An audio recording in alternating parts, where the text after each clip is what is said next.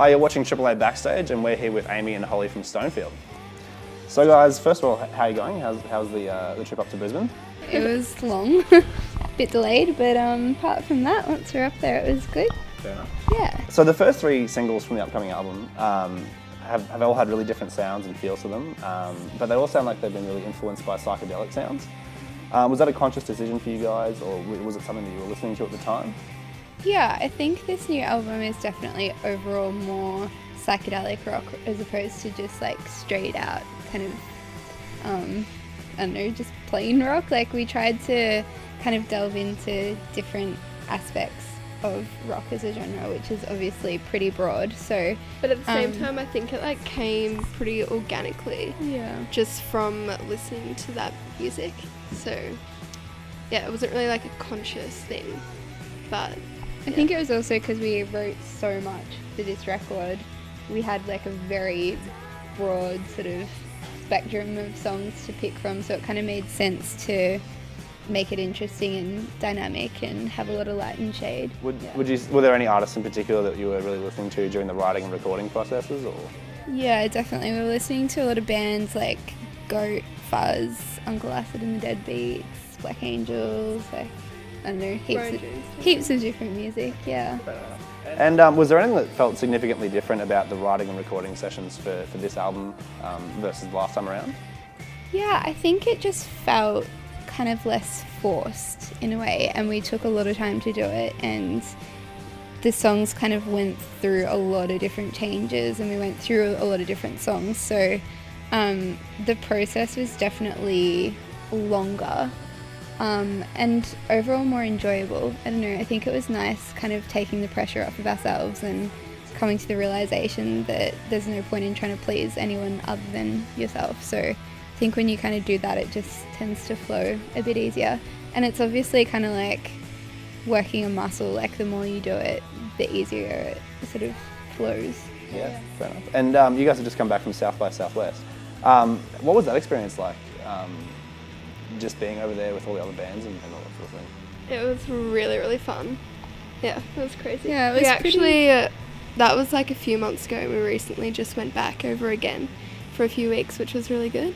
But yeah, South by was amazing. It was pretty hectic. Like we had a gig every day, if not two.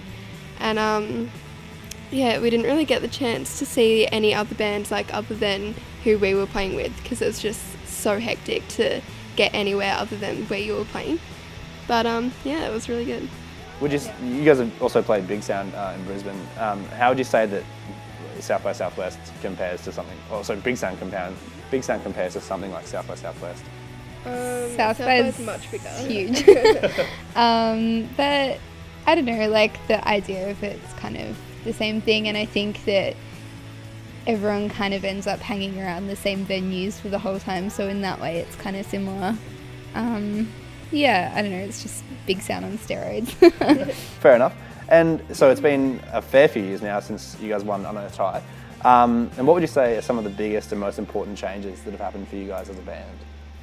I think just kind of growing as people and working out how to write the music that we enjoy. I think it's kind of harder than you think to visualize what you want to create and then actually do it. And yeah, just becoming sort of more confident in ourselves. I think in the earlier days we really thought of ourselves as a young band that needed a lot of direction and advice, and we didn't know anything, and we were so fresh to the industry. But as nice as it is to take on advice and people's words of wisdom, I think when it comes to music, really all that matters is doing what you want to do. And I think that shows, like, people can see when you're writing music that makes you happy. So I think just being really confident in doing that and not caring what other people think. Yeah, definitely. And is there anything that you really miss from those early days that you don't quite have anymore? I don't know. I think we used to tour a lot more in the earlier days, and I kind of miss doing that. So it's nice to be back on the road again. But I don't know, not really. I think everything kind of happens for a reason, and you get to the point that you're at because of all of those things. So I don't know, it's all good. Yeah, fair enough. And finally, what should fans know before they catch you at your live dates on this tour? I don't know, I think our set is a lot more dynamic than it used to be.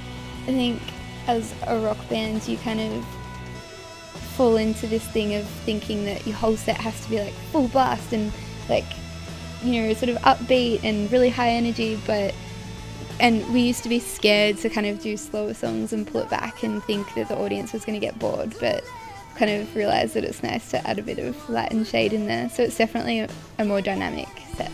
Yeah, fair enough. Awesome. Well, you've been watching AAA Backstage with Amy and Holly from Stonefield. No, no, no, no.